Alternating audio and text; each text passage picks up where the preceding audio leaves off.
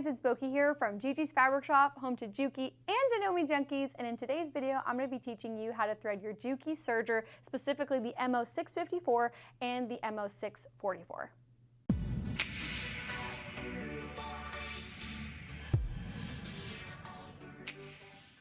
Alrighty, so here I have the very much loved MO-654DE. This is one of our best-selling sergers because it's super affordable, and Juki has an awesome mentality of if it's not broken, don't fix it. This is a very, very loved model.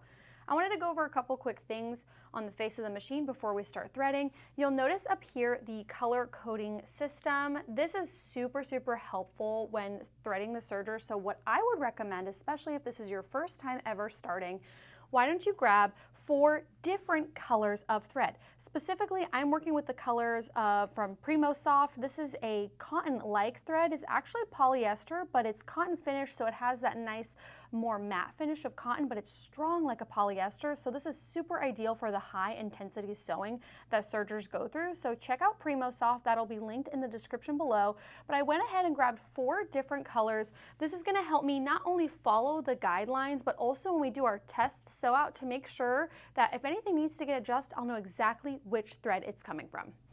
Quick little interruption, because I don't know that you know this, but we are Juki Junkies, a small family-owned business here in Tampa, Florida, and we take a lot of pride in Juki products, from their machines to their accessories. So give us a try, go to JukiJunkies.com and shop all the goodies there. You forgot to mention the extremely fast shipping, Boki. And we ship really fast. Step number 1 is going to be go ahead and open this little cover. We're just going to slide out and push down, and that'll show us the entire inside of the machine. And then the next thing we're going to focus on is moving this knife blade right here. We want to make sure that's out the way, protecting our fingers. So all you do is grab this little ribbed screw right here, push out and then up to lock it in the upper position, so that way it's out the way. So where do we start threading first? So you'll notice the colors up here. There is a rhyme or reason to the way you thread the machine. You want to make sure that you start with the upper looper first, which is actually going to be your blue little dots here. So we're going to do our upper looper first, then our lower, and then our needles. Actually, there's a little cheat sheet right on the inside of the machine that shows you, in case if you forget, because you know, you might forget, but right here it'll always remind you that blue is first, the red is second, the third is the green, and then the fourth and the last one is the yellow. So now that we know how we should be threading the machine, a little disclaimer that this is going to be specifically for the MO-654-44 series. If you are thinking about purchasing a serger, I would definitely watch our Serger Talk video. I'll link that down below in the comments. But one thing that's going to be so much easier if you're considering a serger, especially on the air threading models such as the 1000, the 2000, those machines, it won't matter how you thread the bottom because it actually uses an air pump system. So this whole headache part of the threading, and you'll see what I'm talking about here in a second, is basically eliminated on the air threading serger. So make sure you check out that Thread Talk video to understand the differences there.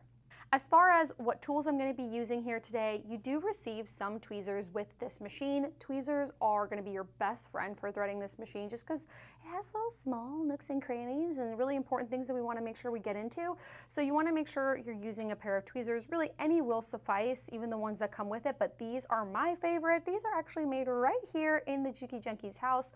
These are our little Timmi Tweezers. They're so fun and they're very aesthetically pleasing to look at.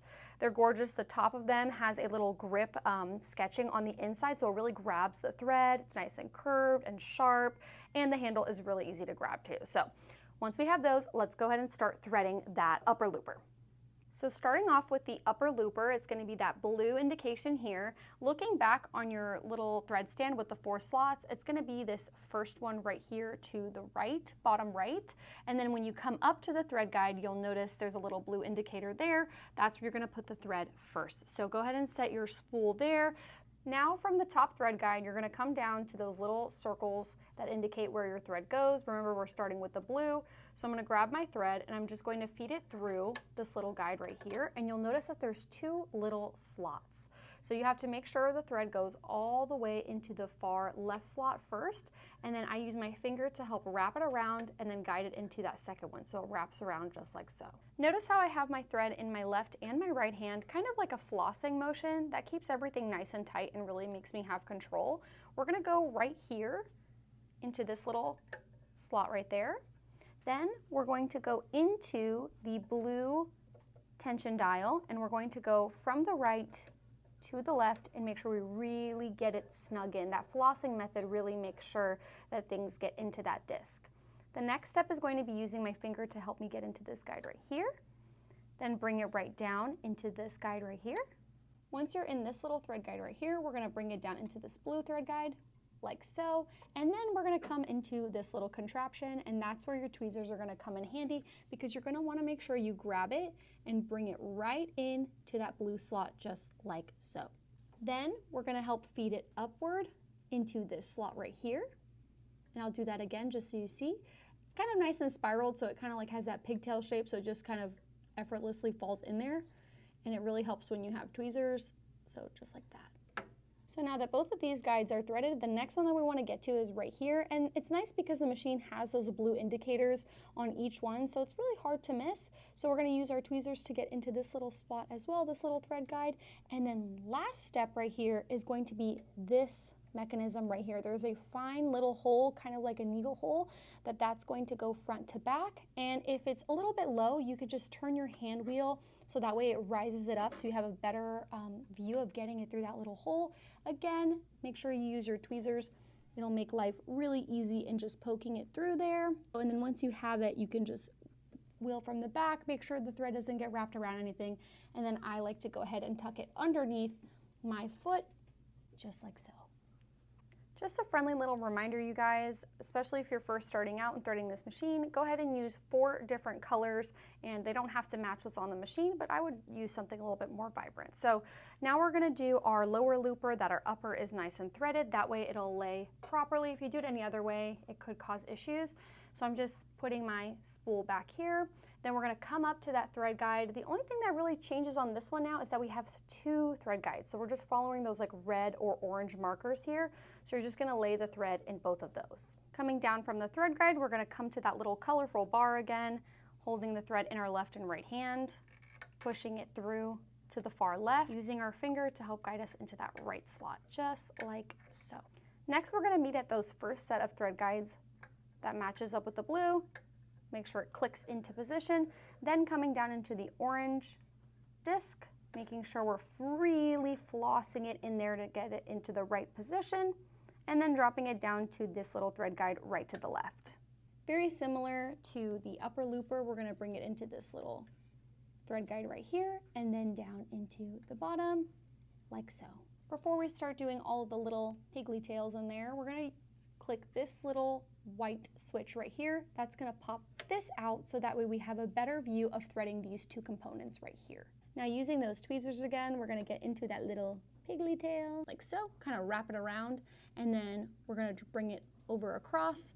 After that mechanism pops out, it's a lot easier to thread this guide right here, and the up on top of this same mechanism, there's like this little, it almost looks like a thumb that comes out. That little guide is very important. Make sure you don't miss this one right here. Now that those are all threaded, you'll notice right up here, that's your upper looper thread. The lower looper is right here. It's kind of a good indication. Upper, lower, we're gonna put it through that needle hole, very similar to what we just did. Again, using your tweezers, it's gonna make your life a lot easier. Poke it through. Once it's through, then you can kind of reach in the back, grab it and pull it through, and then just tuck it under your presser foot. Now that we're done with the inside mechanisms of the machine, we're going to go ahead and pop this back into place, and then we're going to put our knife back down so we can go ahead and grab it and kind of turn it, and it'll click right back into position. All right, so go ahead and close that door shut. The machine will not sew if the door is open. And now we're gonna start with the left needle and then do the right. All right, so now we're gonna do our right needle, grabbing our next and third color, which is gonna be the green dot. So it works, I'm working with some green thread here. Going up to that thread guide, this one also has 2, just like we had before, okay? And then we're gonna come down to that colorful bar. So this machine was in the ICU because it has a little bit of a missing part. So very similar to the ones we just did, that little wraparound method. You see here that's a full solid slot. So it's gonna kind of be hard, but I'm still gonna follow the same method.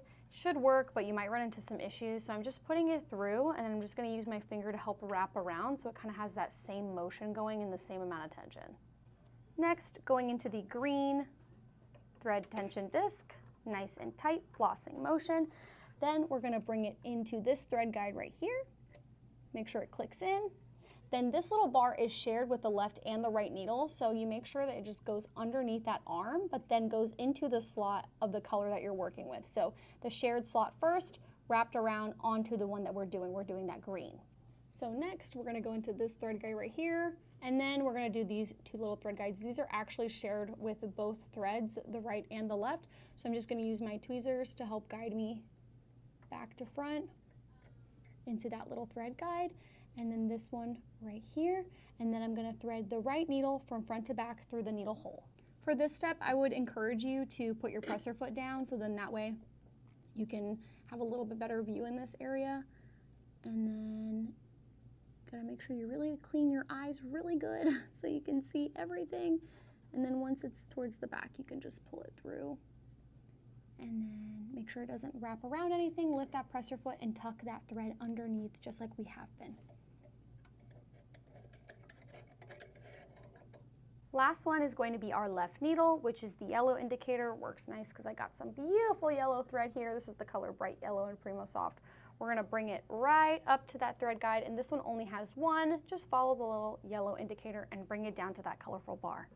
This one's all good. I have my disc there, so I'm using my two fingers to help me push it all the way to the left, guide it into that far right little slot, and then it wraps around like so. Then we're gonna go into our yellow tension disc, our final one. Make sure it's really in there, floss it in there. Go under that shared little arm for both thread colors, but instead of going here, I'm going all the way up following that yellow indication.